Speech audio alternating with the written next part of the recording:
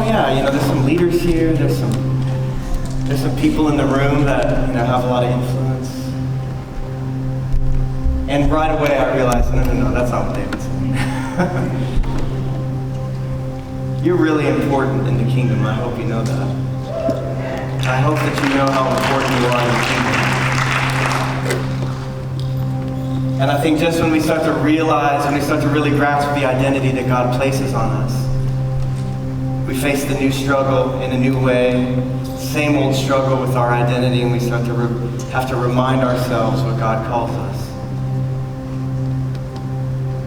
And as we were praying for you guys, this is our last night, and thank you. You guys are the dedicated people that stuck it out both days for Dwell, and I really, really appreciate it. Our team has been working so hard. We've had such a heart to see God move. And not just big worship times. I mean, we've had amazing worship times. And, we have Phil Wickham and people like that are coming and blessing us. But this entire conference was never about those sort of big moments. It really was about the small moments of God speaking identity and freedom, replacing old names with new names. This is something that really for us has been part of why we did this, really the main reason why we did this from the beginning. And Cora, who was up here speaking this morning, she had a word for our team. She said, I see this banqueting table, this table laid out in front of us. And she said, I felt like there was this barrier, like we could see this beautiful table that was laid out. And she said, there's a bunch of us, and we were following Jesus, but we were hanging out on the outside of this table looking in because we didn't feel worthy to be a part of what was happening. We didn't feel worthy enough or important enough to sit at the table. And our prayer for everyone in this room would be that you would know that God has invited you to the table. He has invited you into all the things that you imagine you can't be invited into. He doesn't look at your past. He never disqualifies you from sitting at the table because you never qualified to begin with. Jesus was the one that qualified you to sit at that table. And we can boldly approach the throne of God, the Bible says, because of that. Because of what Jesus gave us, we can boldly approach the throne. So tonight I just want to tell you that it's not too late, that you're not disqualified, that you can sit at that table. And our heart was not for just a conference that would encourage you and equip you. All of that stuff, I hope you had a good time with the breakouts and everything. I hope you got some practical stuff. But at the end of the day, our heart really was that you would leave this conference changed. So tonight, I'm going to talk about the title of my message today. It's called The New Name. That God wants to give you a new name. Throughout the Bible, you can see from Saul to Paul, there's a lot of times when in the Bible where God gives a new name, where there's a new season, and for some reason He says you were called this, but now you're called that. For some reason, there's something really important that happened in life, and for Saul, it was like he came to see Jesus. He had this interaction with Jesus, and there was a line drawn in the sand, and he was Saul, and then he became Paul. Something brand new. But I want to talk about, I was going through all the names of people in the Bible that had changed their names because of a call of God, and I want to go all the way back to the beginning. Genesis 17, Abraham. And I'm going to read, picking up in verse 4, Genesis 17.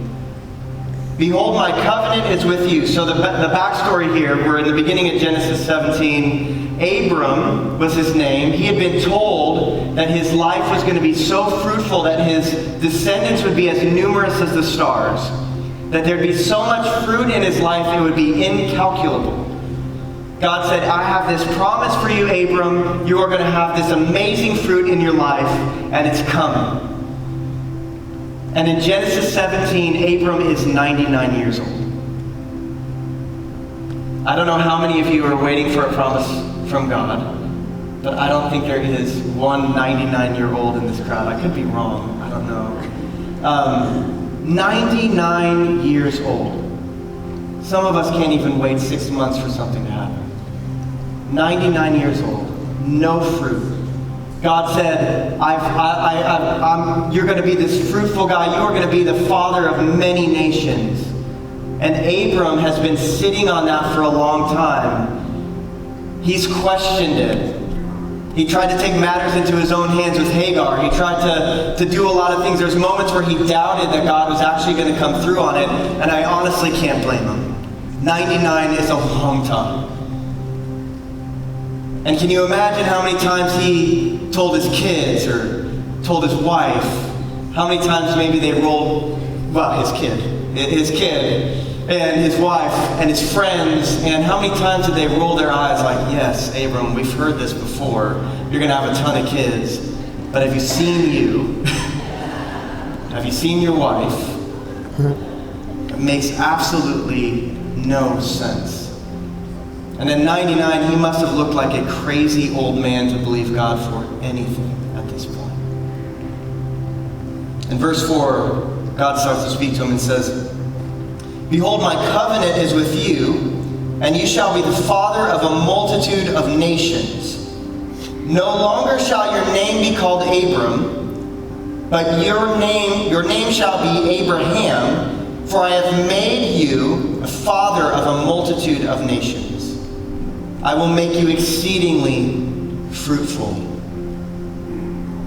And I will make you into nations, and kings shall come to you. And I will establish my covenant between me and you and your offspring after you throughout their generations for an everlasting covenant to be God to you and to your offspring after you." I have to imagine that God recounting this dream and vision to Abram had to feel a little bit like salt in the wound.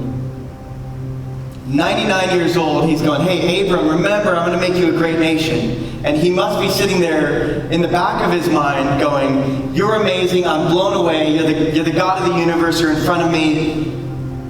But really? Like, really, you've been telling me this for a long time and I have not seen any fruit." And Abram never saw the fruit of what God promised. But Abraham did. He needed a new name. He needed something, a line in the sand that says, "You were Abram and now you're Abraham." As I started to dive into it, I started to see a lot of people commenting on what that means. And it's funny, when you look in your Bible and it says Abraham, it says it's probably translated the father of a multitude or the father of nations. But it says that little asterisk, probably, because they're kind of inferring it from the text, saying, no longer are you going to be this great father, now you're going to be the father of nations. But the reason they say probably is because God basically reworks Abram's name to Abraham. And as I was diving in, I started to read some commentaries, and I was like blown away. So Abram in Hebrew and Abraham in Hebrew, the only difference is one letter in the Hebrew alphabet. Just one letter. God takes one letter and shoves it in the middle of Abram's name, and it turns to Abraham.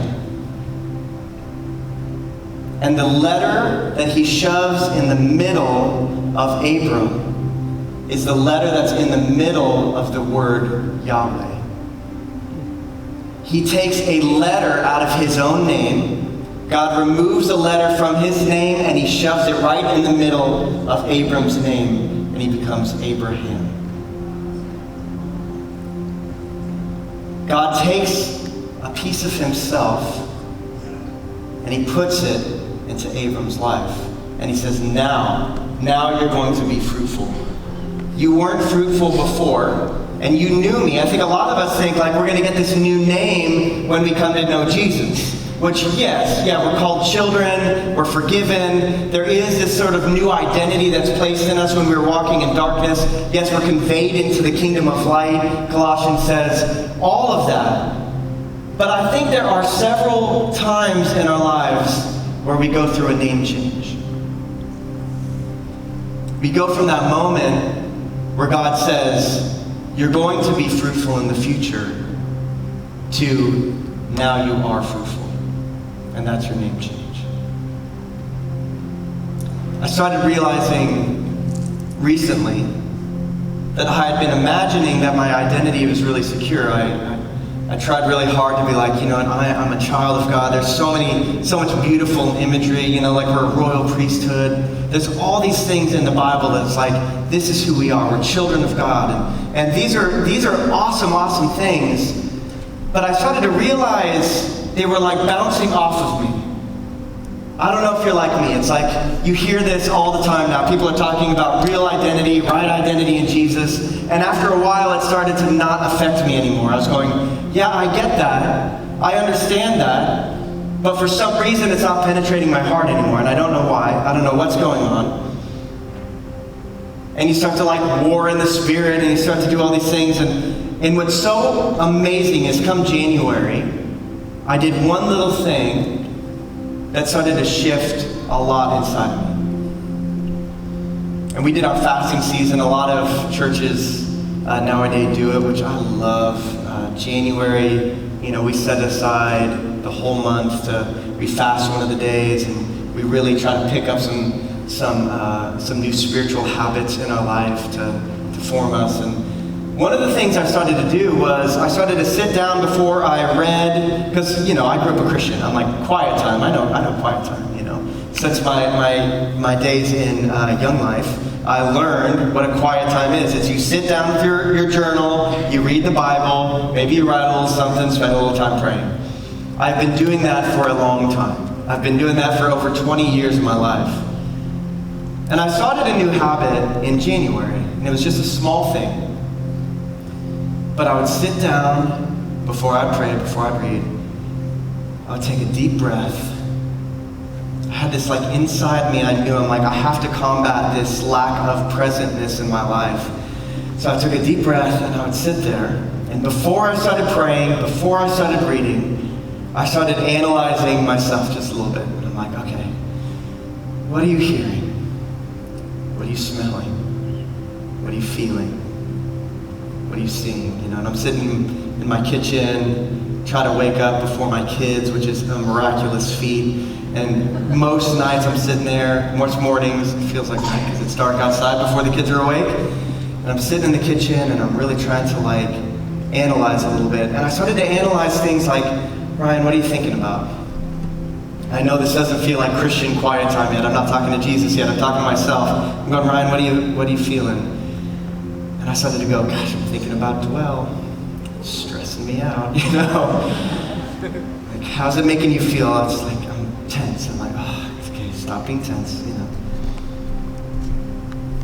I read this thing in neuroscience, when you start to become a little bit more self-aware, when you start to really pay attention to what you're doing, you start to shift all the brain activity from the back of your brain, which is like the guttural, emotional sort of place, and you start to shift it to the frontal lobe of your brain, where you could be a little bit more analytical. And unlike any other creature in creation, humans have this unique ability to step outside of themselves and look at themselves with a bit of curiosity. Right now, I am paying attention to the very Italian things I'm doing with my hands right now. I'm paying attention to the intonation of my voice. I am outside of myself. This is a miraculous thing that God gives us, that we could look at the things that we're doing. And I found after a while, I would shift into reading the Bible, I would shift into praying, but I would start to realize where I was at. And I realized, I'm like, I can't combat bad identity if I don't even know what identity I'm speaking over myself to begin with. And I'm going to be real vulnerable with you guys. Be gentle with my heart as I share this with you. In the beginning of our fasting season, after some time of just kind of analyzing myself, I wrote down the things that I really thought about myself. And I got pretty in-depth, and I'm just going to read some of them. I feel like an angry dad. I feel like a disengaged person. I feel like I talk big, but I can't deliver. I feel like my leadership doesn't live up to the expectations of those that follow me. I feel like a bad friend. I feel like a poor conversationalist. I feel like my relationships are stuck or declining. I feel like I'm losing or have already lost who I am. I feel more accomplished, but less secure. This is me in 2020. God, I pray that you replace these with truth that you say about me. I pray that I can replace these thought strongholds with something new. God, help me. That was the end of my day 0 prayer. And after a month I would look at this every day, and I'd go, okay, God, so what I feel about myself, I feel like I'm a bad friend. I feel like I'm an angry dad. I feel like these are the things that, not just that I do, it felt like who I was. Like this was deep down what I was saying over myself. I was like cursing myself and I didn't even know it. Like these are things that I was repeating in the background of my thought life, and I had no idea it was there until I took a moment to say, God, I know what you think about me, but I don't know what I think about me. And how can I undo what I think about me if I'm not even aware of it? A lot of us have these things that we're thinking about ourselves over and over, and I bet even just for a minute right now you can think of one, maybe 2, maybe 10. There's some things that when you pause, you go, oh, I feel like I'm not this, or I feel like I'm not that. And you have to be aware enough of the names that you're calling yourself so that you can say, God, replace these names. And it's so funny, this was January, and we're in the end of February, and I already look over these and I go, I don't think that anymore. I don't think that anymore. I don't think that anymore. There's a few of these I'm still thinking, I'm working on. But that comes when you lay it down and you go, okay, this is it. This is what I'm praying into. This is who I am not. One of the most unhealthy identity anchors that we can anchor into, and an identity anchor is just something that you're trying to attach your identity to that is something other than God. It's something that's immovable. It's something that when it goes away, your life falls apart. Identity anchors, unhealthy identity anchors, are things that can shift on us all the time. And one of the biggest unhealthy identity anchors that we have is, I am what I do. I am what I do. Years ago, I always joke, I got saved when I was, 15. I got invited to a small group. And maybe 16, something like that. And a youth leader said, hey, Ryan, why don't you come and play guitar in our small group? And I said, great. He's like, yeah, you can play some worship songs. And I was like, what are those? And he's like, oh, they're just like Christian songs. I was like, well, it sounds kind of dorky, but I guess I'll do it. And I always joke that I started leading worship before I was a Christian. I started playing worship in a small group, and after a while, I was like, you know what? There's something going on in this group that I need. There's something in this group that I'm missing in my life, and I started to realize that thing was Jesus. And some people have that moment where you're like, I was saved at this day, at this hour, at this minute. For me, it was this process, and that's why I was like 15, 16, something like that. It took me a while. I sat in a group, I had a lot of questions, I had a lot of doubts, and it was a long, long process. And one day I kind of woke up and I'm like, I guess I'm a Christian now. It's the first Christian in my family. My parents weren't Christian. But from the beginning of me getting saved, my identity was anchored into this title that I started to really hold on to. And really, I started to white knuckle, I didn't realize it. This identity of worship leader. was like, I'm a worship leader. I'm worship leader Ryan. That's what I do. When I was in YWAM, my wife and I were in YWAM, I would lead worship 2 to 3 times a week in our, throughout the week. And there'd be small groups that we would join. And every time people would be like, come lead worship, Ryan. And I'd go, great, that's what I do. I'm worship leader Ryan. And I'd come in and, sing a Delirious song because it was the late 90s. And that's what I did. I'm like, I'm worship leader Ryan. Before I came to Phoenix, I joined a church plant called U-City in Tucson, Arizona, and we started this church. I was the worship pastor, and we started this church down by the university, and within 3 months we grew to 500 people, which Phoenix is pretty dry, but Tucson is like super dry spiritually. It's like, you're really weird if you're a Christian, and to grow a church up to 500 that quick was like wild and outrageous. And at the end of this wild and outrageous growth, we met a guy named Mark Buckley. And Mark said, Ryan, you want a job up in Phoenix? I thought, the hotter version of Tucson. I don't know if I want to do that. I said, okay. And my wife and I both felt like there's this process of leading us to Phoenix. And when we came here, I accepted a position that was not a worship leader. And I was like, oh, I'm sure I'll keep leading worship all the time, And God was like, nope, not anymore.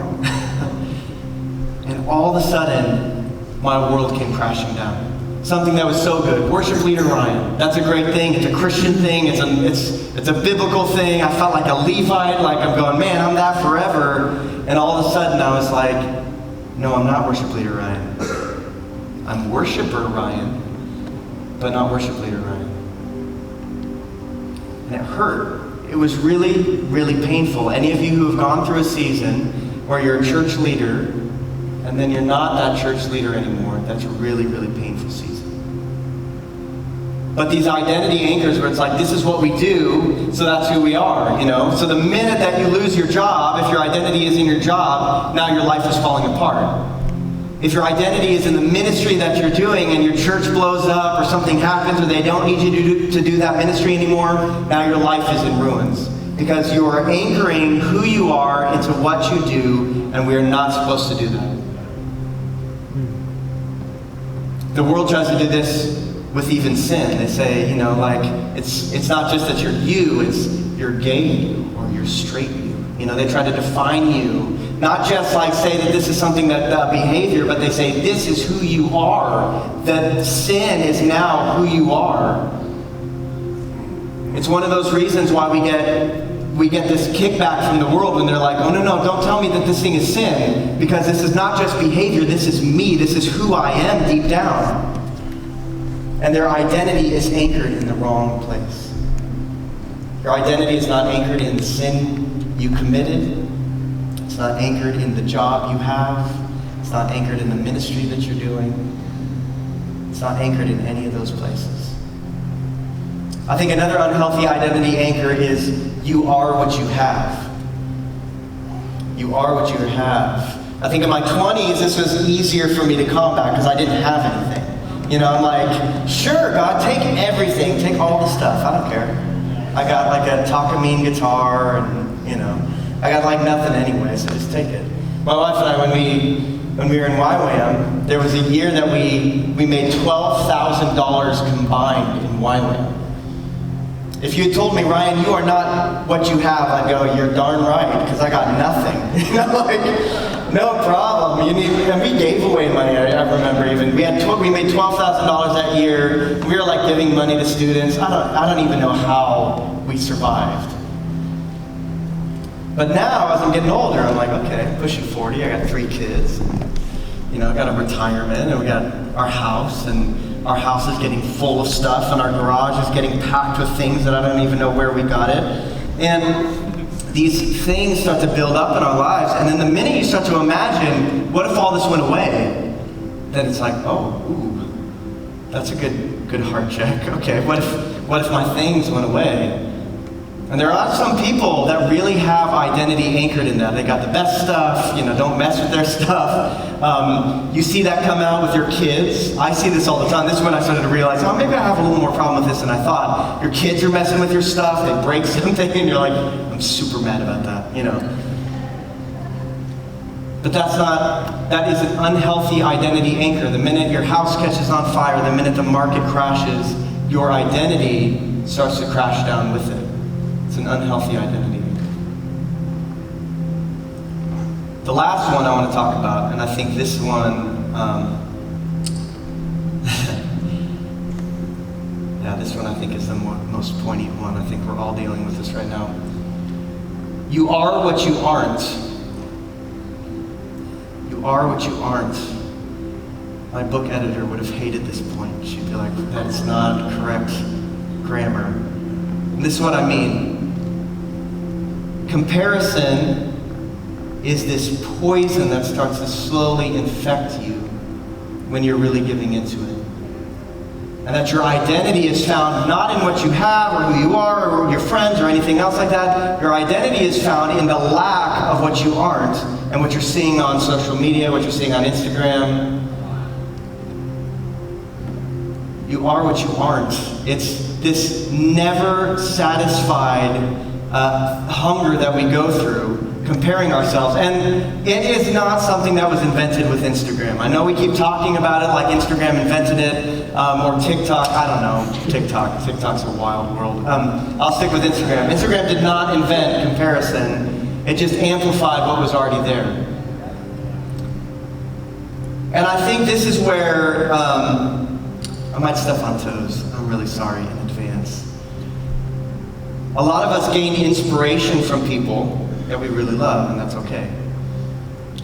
The minute inspiration turns into fantasy, then we have a problem. The minute you start to look at other leaders, and you go, oh, geez, I wish my leader was like that. You've shifted into fantasy. Just like in a marriage, fantasy is poisonous. And it's very clear when you're fantasizing outside of the boundaries of marriage, and it can kill your marriage.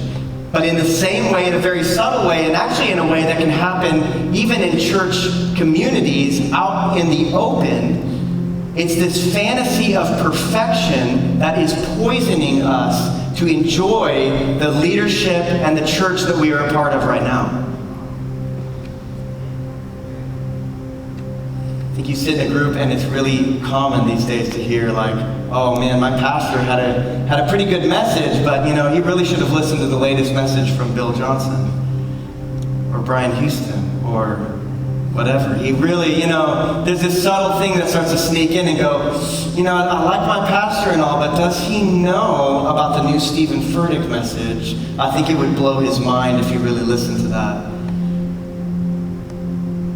And especially for those of us that are on staff, this could be a poison where we start going, man, I just wish my leader were more like this. I wish our church was more like this. More like this other church that I'm imagining out there, this imagery of perfection that is not real. It is not real. There are no perfect leaders. They're not out there, I promise you. When I went out on Outcry, I would interact with a bunch of different leaders, from Hillsong to Bethel to Jesus Culture. All these things are like awesome groups, love them, but I will tell you, they are imperfect. You might imagine, oh man, if only I was like in this church, then my life would be so different. And I have to tell you, any baggage you're carrying into your church right now, you carry right into that church too. And the minute that you're disappointed with their leadership, you'll turn around just as hard as you turn around from your current church. It's a fantasy. It is a fantasy. When we understand that we are called into community, when we're called to be a part of imperfect people, when we're called to link arms with people, we treat each other a little bit different. And honestly, what happens is this misplaced identity, this fantasy of perfection, we can project it onto ourselves and go, gosh, I wish I led worship more like so-and-so, or geez, I wish I led stronger like this person. we could put it on those around us and go, gosh, you know, I love my worship pastor, but I wish he led a little bit more like Brian Johnson or Joel Houston. And you could wish that the people around you were different. And honestly, this sort of misplaced identity, it robs us of fruitfulness, and we don't even know it. Like, we start sitting around and going, you know, like, what we don't understand is that this identity aims